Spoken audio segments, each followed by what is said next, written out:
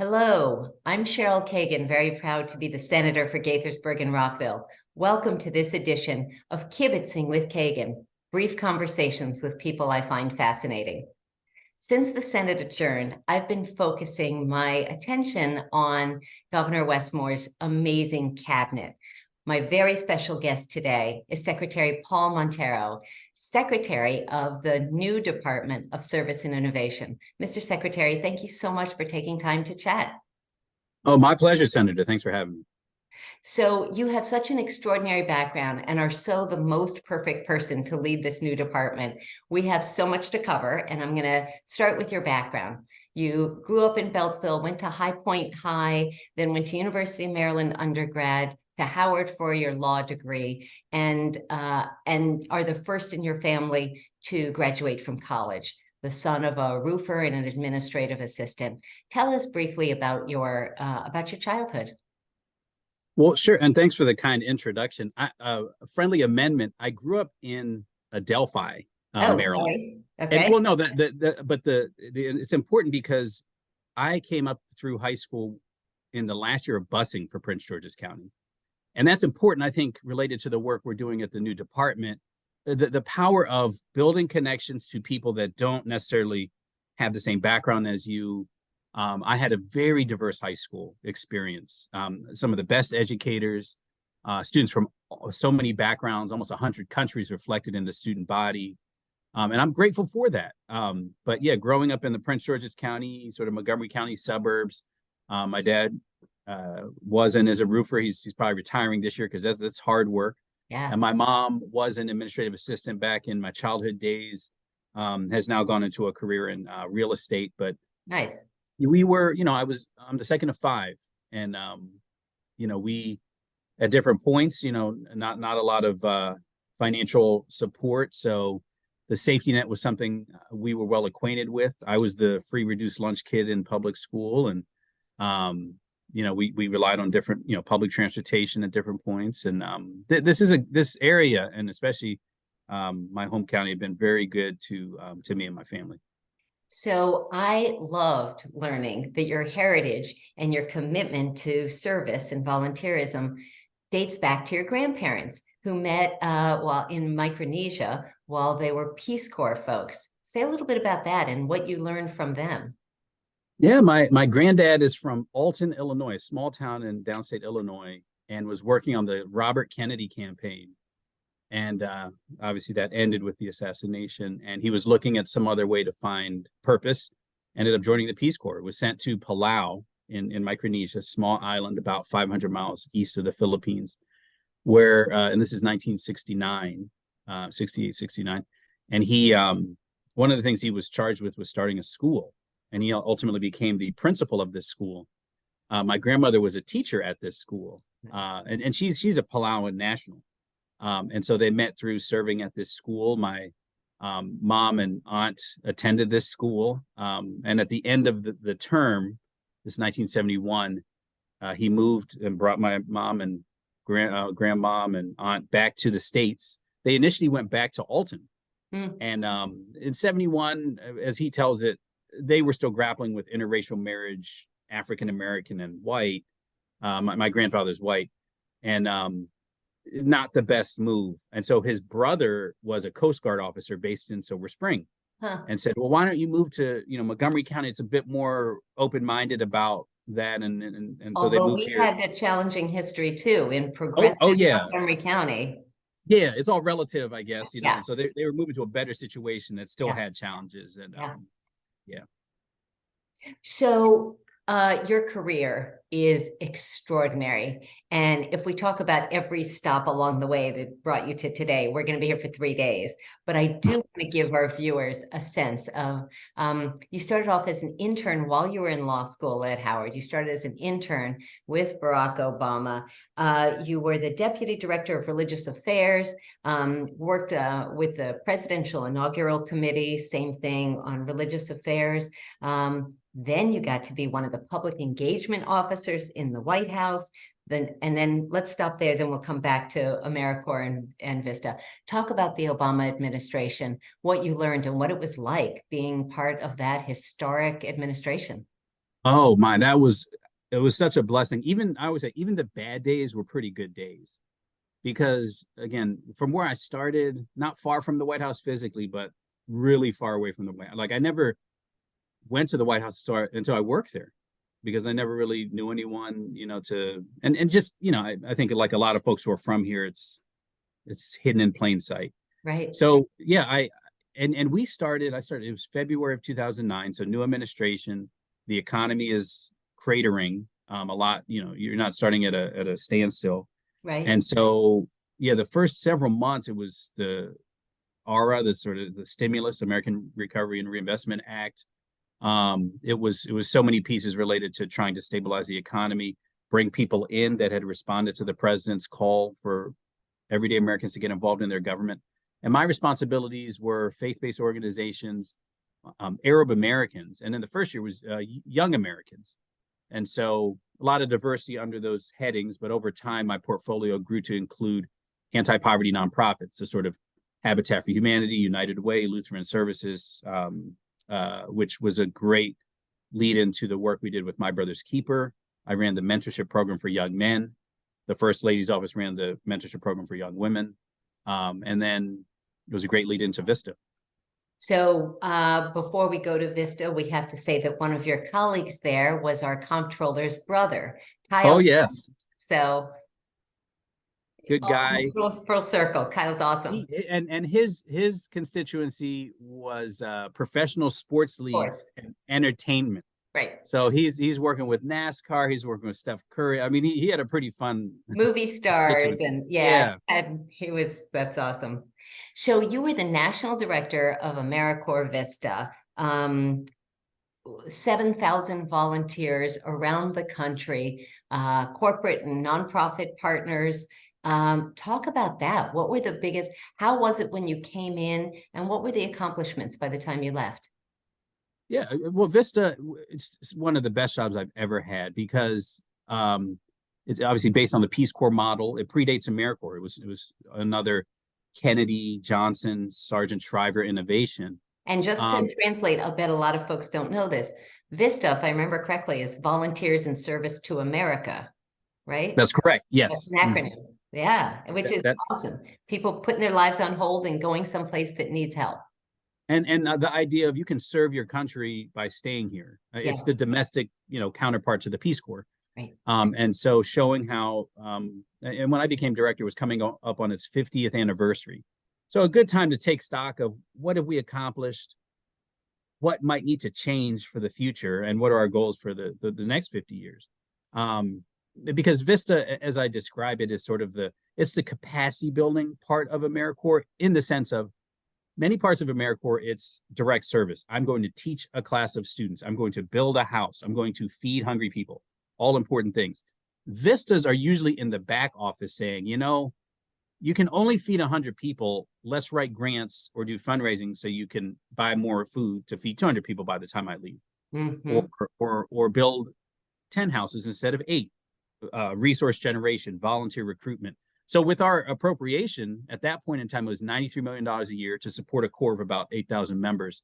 When you added up what grants and cash and in-kind donations Vistas generated, it was closer to $150 million. So it was one of the few federal programs where you can clearly see a bit of federal money generate significant outputs for these nonprofits. Now, it doesn't come back to the government. It's to scale local interventions. Right. I think one of the things I'm most proud of, though, is just taking a fresh-eyed look at our policies, because well-intentioned policies like we want people to be in solidarity with the community you're serving in, because we pay you a stipend tied to the poverty line, because you're effectively living in poverty as you're serving a community in poverty. Mm-hmm. And we don't want people in a financial position that's superior and you're sort of coming in to help save poor people, which is never a good narrative. So it's well-intentioned, but as a practical matter, we had policies that said, if I find out you are, as a Vista, working at Applebee's on the weekends to supplement the stipend I'm paying you to stay in our program effectively, I have to terminate you because you're supplementing your income. You're no longer in solidarity with the low-income community. As a theoretical matter, I get it. It makes sense. But as a practical matter, it really bothered me because meanwhile, another Vista next to you, their parents are paying their rent. Yes. So I don't have to do anything to them. Right. And you overlay an equity lens to this. We had a couple of states where there was not a single Vista of color. Wow. And it was clear, a lot of times you're trying to recruit people from these communities, Right. turn them into Vistas. They couldn't afford to serve. And so we had a whole negotiation with folks, but I insisted we need to change this policy. Mm-hmm. We could set up some guardrails. They're not going to be, if we find they're working on Wall Street and in a clearly different situation, okay, I'll admit I was wrong, but we tracked, where are they working the first 6 months? I mean, the most popular thing was sort of hostess server. Sure. They're just doing enough to stay in our program. So Yeah. I'm glad to say we changed that policy, and you immediately started to see more diverse candidates. That's fantastic. So we are going to get to the department, but let's just wrap up. You ran for office more than once. Oh, yes. You were elected to the school board and then went back to your alma mater and worked at Howard University, where my mother got her dental hygiene degree, which I think is cool, and worked at the Department of Justice. So why don't you see if you can kind of wrap all of that into one, and then we'll pivot to the department. Sure. I ran for office. I ran for county executive in Prince George's County because partly it was the Obama administration had ended and the president was clear, we're not done. Find ways to get involved in your local community. And practically speaking, I have a lot of concern for my home county. I feel invested. I felt a debt of gratitude. And I felt I had something to offer in terms of a vision for the county. And some people that were running were less than serious. I'll put it charitably. And I felt like if you can run, I can run. And I made sure I ran in a positive way. I'm not about tearing anyone down. I shared my ideas. I lost badly. But I actually struck up a friendship with County Executive also Brooks. And so because we actually ended up agreeing on a ton of things. So she said, you made education your number one thing. I'd like to appoint you to the school board in Prince George's County. And that was a labor of love because I graduated from that system and it did a lot for me. I was one of the at-large members, so I was had a different perspective. And it was 3.5 years of crazy. I love the system. And there were some serious people on that board who brought their best selves, their best thinking, their range of professional experiences to the conversation. And at all points recognize two key things. One, it's about the students and the teachers, support staff, administration officials that support those students. That's what it's about. It's not about us. And secondly, that we are governance. We're not we're not management. We're not the superintendent.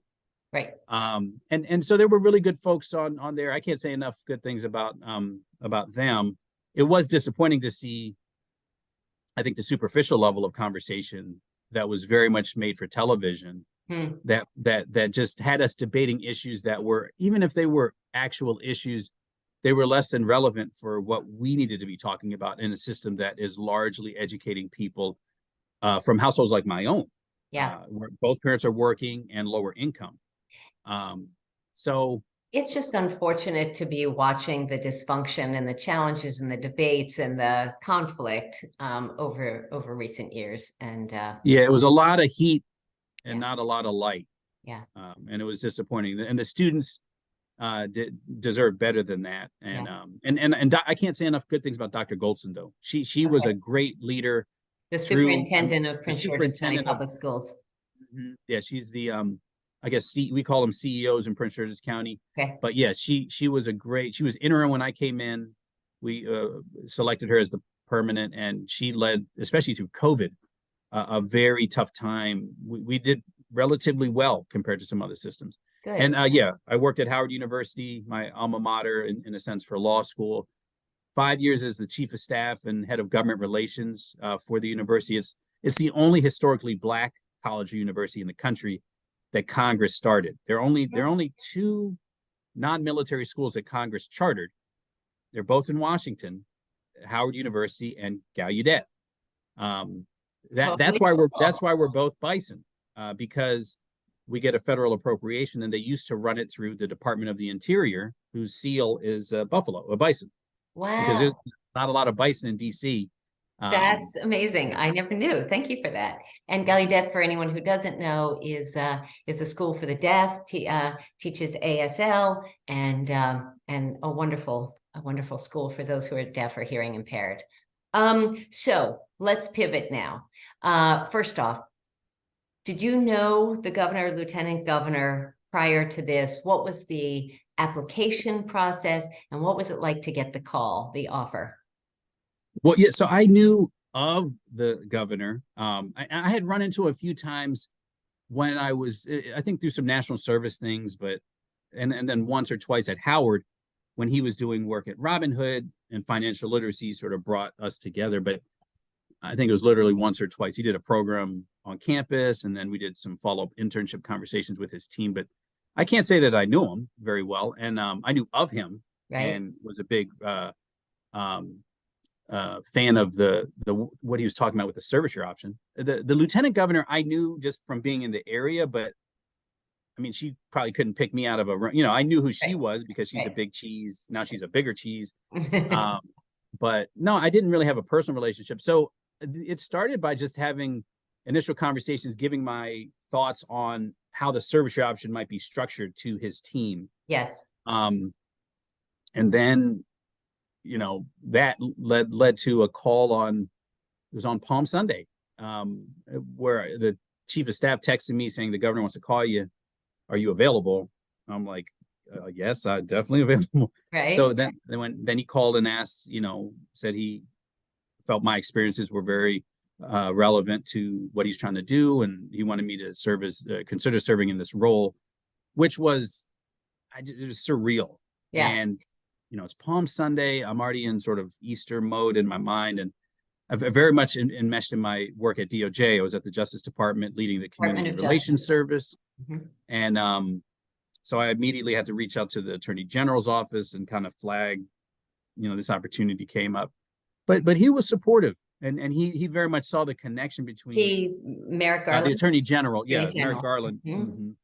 And he's the connection. A lot of the Department of Justice's work is on prevention, mentorship programs, diversion programs, anti-gang programs, keeping young people out of the system, or helping people reintegrate after they've paid their debt to society. Yes. So he saw this as a way to go upstream. And I was grateful for that. And so it was a quick transition to, I think it was the final week of the session. Yeah. I had to get confirmed. I had to go through a quick, that was intense. And, but quick hearing, meeting with senators, and then unanimously approved, all that, all good. So the Moore-Miller administration's cabinet is populated with the most extraordinary leaders. Tell me what it's like to work with your colleagues at cabinet meetings, and what sort of intergovernmental, interagency work you've done so far. And I realize it's very early. No worries. It's a great question. Yeah, 45 days in for me, I attended my first cabinet meeting last Friday, and it was very much like, first day of school for me, but also like, this is like the greatest hits of these different like I worked with Portia Wu during the Obama administration when she was at the Department of Labor to see her as secretary there. Same with Rafael Lopez. He had been at HHS during the Obama years, now a secretary. Vinny Shirali at DJS, Department of Juvenile Services. Juvenile Services, yeah. Yeah, sorry for the acronyms. No, okay.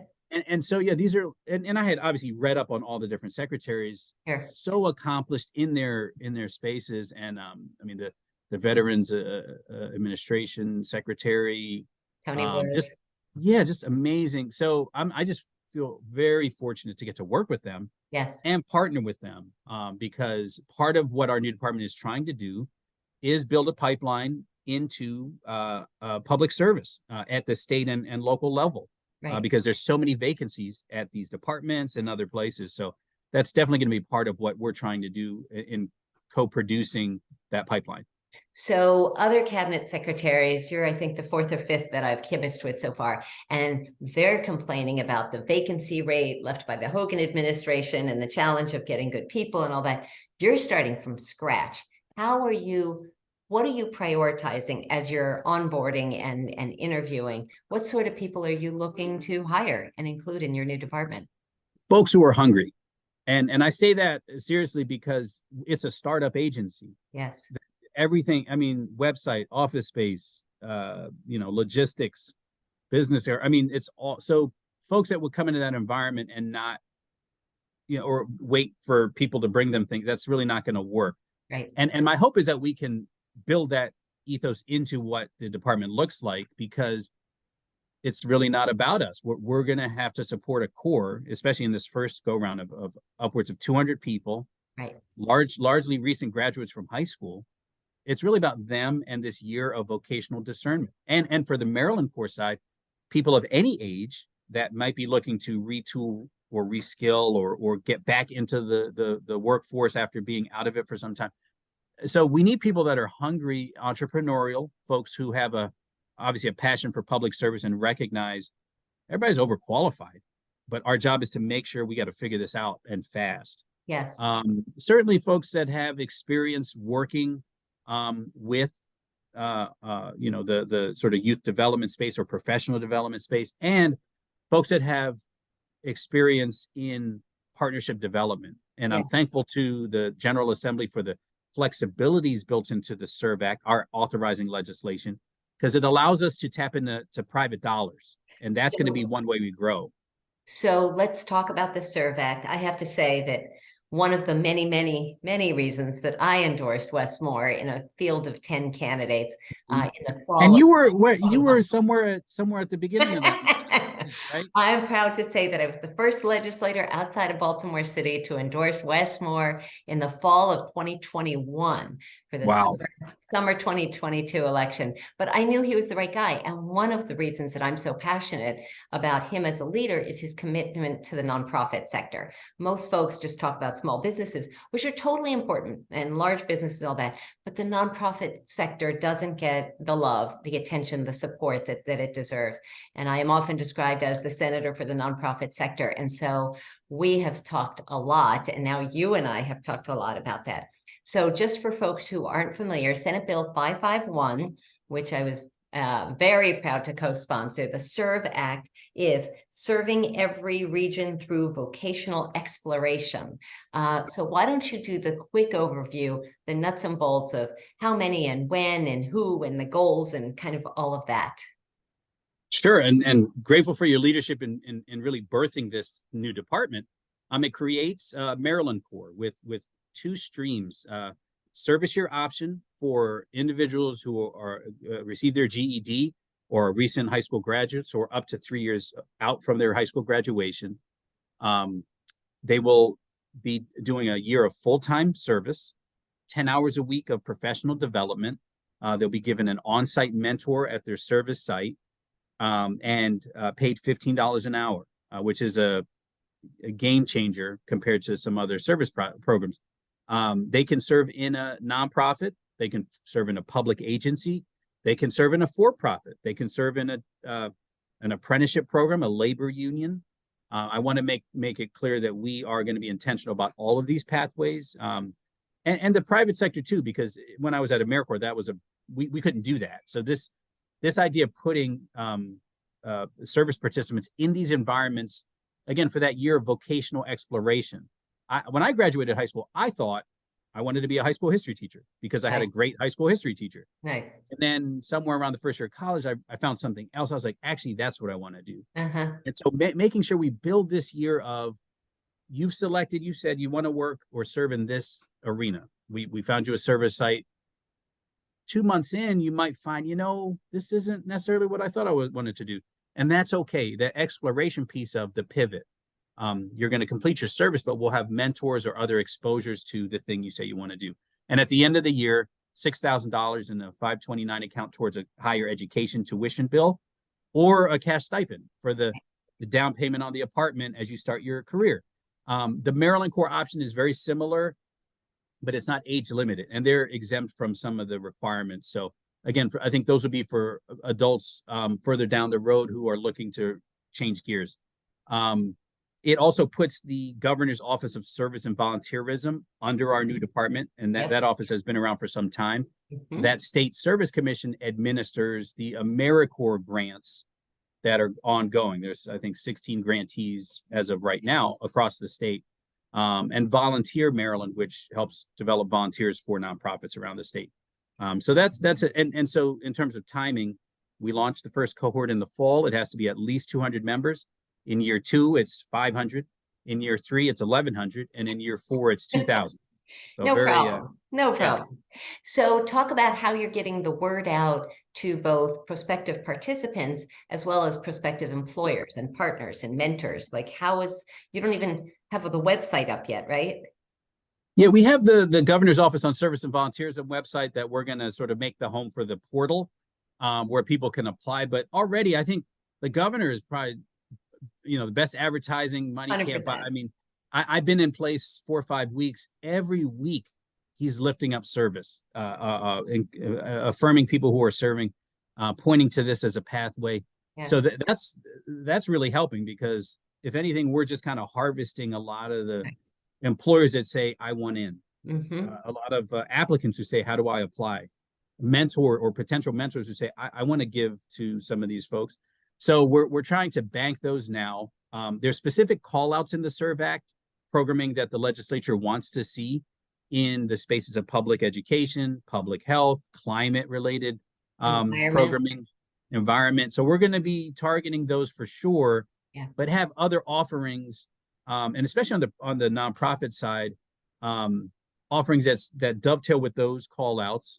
And even in the for-profit space, the governor went to a ribbon cutting for a new wind farm out on the Eastern Shore last month. These are, lucrative, careers that people can have in green tech, in climate, in the climate economy. Great. And the governor, throughout the campaign and then as governor, talks all the time about this. And we haven't said that this is the first program of its kind in the nation. So we have a governor who's an innovator. And he also talks about service as sticky, that once you connect to community, once you get used to giving back and connecting with others and partnering with others, that sticks your whole life, which is just so inspiring. So talk about diversity and the kinds of diversity that you're thinking about, because some folks just think about ethnic and racial diversity, but you're looking at geographic and so much more. Why don't you speak to that? Absolutely. I think the core has to look like the state. To the stickiness conversation, and the governor's been very explicit about this, that when he says service will save us, you look at the segregation in the state by class, by race, and certainly the partisan divide, the corners we're living in of, I won't talk to you if you have the wrong letter behind your name. There's nothing we have in common. You're actually a problem. And then overlay from my last job working at the Justice Department, the more than troubling rise in hate crimes, targeting people based on their religion, their gender identity, their ethnicity.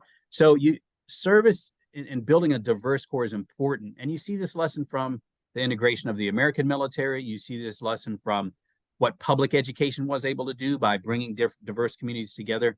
A system of superiority or inferiority quickly breaks down when you're next to each other, serving together.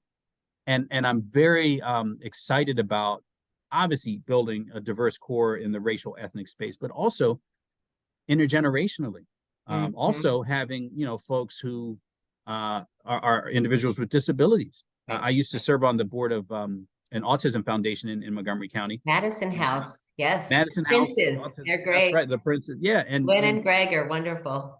They're forces of nature, and connecting individuals on the spectrum whose parents are their primary caregiver to meaningful work opportunities. Because if that's your primary caregiver, that's not a sustainable solution. You're going to need to, build a life that sustains yourself as your parents age. Right. And so, and finding that employer. Oh, go ahead. So you mentioned people with disabilities, which was on my list. Can you just also speak about people who are non-native English speakers?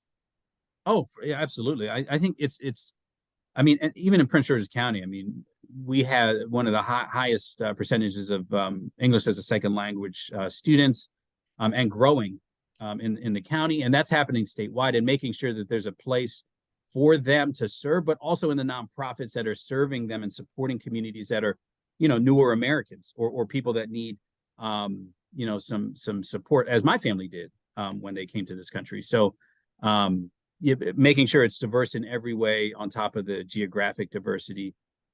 That's going to be one of the, as we go in cohort to cohort, if we do this right, these are cadres of people that see each other as people. Yes, beyond the last name or where you're from or what you believe or who you love. Right. You're people who also care about this state. And we did something special together. We went on to do something else, but we're still in touch, giving back, and as other cohorts come behind. I really am excited about building a cadre of people who are focused on seeing the humanity of others. I think one of your visions is about not putting any one of these service year people into an employer situation on their own, that they're going to be two, and even those two might be different and learn from each other, but no one's going to be isolated and thrown into the deep end saying good luck, see you in a year. The check-ins, the mentoring, the networking, and as you said, the professional development aspect. What a great opportunity this is going to be. What does success look like at the end of the first year? Success at the end of the first year to me looks like the number we started with is roughly the number we end with. We kept folks in place over the course of service with the right wraparound supports, the right connectivity to the households they live in, to make sure they're able to focus on their service. Yeah. And at the end of their term, they do have a clear sense of, this is my next move. I've been hired, or I have a clear career path into this economy. I'm working, or I'm going to school to study and sharpen my skills in this area. Thank you for the $6,000, towards that tuition bill. And there's a warm hug by the folks that invested in, and again, my hope is that the elected officials that made this a reality, that put real dollars behind this department, they see this was a program that helped my kids, or help my community. And so even if the people serving came from another part of the state, they're making my district or my community better and stronger. And I see how this is the return on that investment. And they're saying so. 100%. That to me is like success in year one. Yes. Awesome. Just a couple of quick questions before we go to our Fast Five. Service and innovation. Talk about what that is for you. Yeah, I'm excited to work, because that's an equally important part of this department. The governor campaigned in a way that brought so many people to the table that had not been involved in politics before. They stayed involved, I think, through the transition. If you look at the Moore-Miller transition document, it's almost 200 pages of ideas. Right, yeah. So a lot of pages, yes. That's right. So it's like, our neighbors have ideas. They want to be involved. And I do feel a responsibility over, that's the blueprint. How do you create an infrastructure for people to have pathways to be involved, have a voice in suggesting what should be better or what should be different or what could be done more efficiently? And when you reference blueprint, you're not talking about just the blueprint for public education. You're talking about something broader, right? Oh, something broader, because the Moore-Miller transition document covered public safety and environment. Holistic. Yeah. And so that, I guess, I shouldn't confuse. Yeah. I wasn't talking about the blueprint for public education, but it's related in a sense. But I take that transition document as you raised up the flag, people responded, gave input. What are we doing to execute or build an infrastructure so you can have a more ongoing? That's the way democracy is supposed to work, right? A government that's responsive to what their people need. And so the civic innovation piece, as we get service year launched, I want to make sure we're equally looking at how are they being conduits or helping folks connect with decision makers or resources that speak to their felt needs. And as we go, I do hope that this cadre, these are going to be civic-minded people. I would hope that they would stay involved or get more involved in, and on top of us being a clearinghouse for volunteer opportunities. I think if people knew there are projects in your neighborhood that need help, if we connected you to that, you might be more inclined to say, yeah, I'll volunteer there or serve there. Love it. So how can someone who's watching engage or support your work? Well, my hope is that if you're watching now, you would go to our website and sign up. You know, the Governor's Office on Service and Volunteerism website is up now, so it's just gosv.maryland.gov, and see the opportunities that are currently there. The portal for the Service Your Option Maryland Corps will go live next month. But thinking about either you may know someone, or you yourself may be someone who wants to serve. You may be someone who wants to be a mentor, and or maybe somebody who wants to be a host site. Or can donate, because this also, the legislation allowed for private donations. So if you That's have right. a So donation or a checkbook. Let me double click that. Let me do the reaction on my Zoom right now. Please invest if you're thinking about investing in this first in the country program that will tap into the service instinct among our people. Check us out, and then you can always email me directly. My email address should be on the website there. But there are many ways, and it's going to happen fast as we go, but it's an iterative thing. In cycle 1, we're going to get as many people as we can, but it doubles in cycle 2. So please stick with us for the long term. Absolutely. Before we go to Fast 5, anything that we've left out that you want to mention briefly, or should we go? Oh, no, just gratitude. A lot of folks put in work and put their political capital on the line to make this a reality. And again, it's the first in the country. So thank you for believing in this. Very exciting. All right, Secretary Paul Monteiro, the new Department of Service and Civic Innovation. It's time for the Fast 5, 5 quick questions, 5 quick answers. And shout out to my interns who came up with some of these. Question number 1, who was your most profound and influential mentor, and why? Oh boy, I would have to say Miss Andrea Mark, my 5th grade teacher at Adelphi Elementary School. Stayed after school. I needed help with math in particular, and I didn't ask for it. She saw I needed the help. I was too shy to ask. Went the extra mile. Is a mentor today. Amazing. I love that. I think she lives in Montgomery County.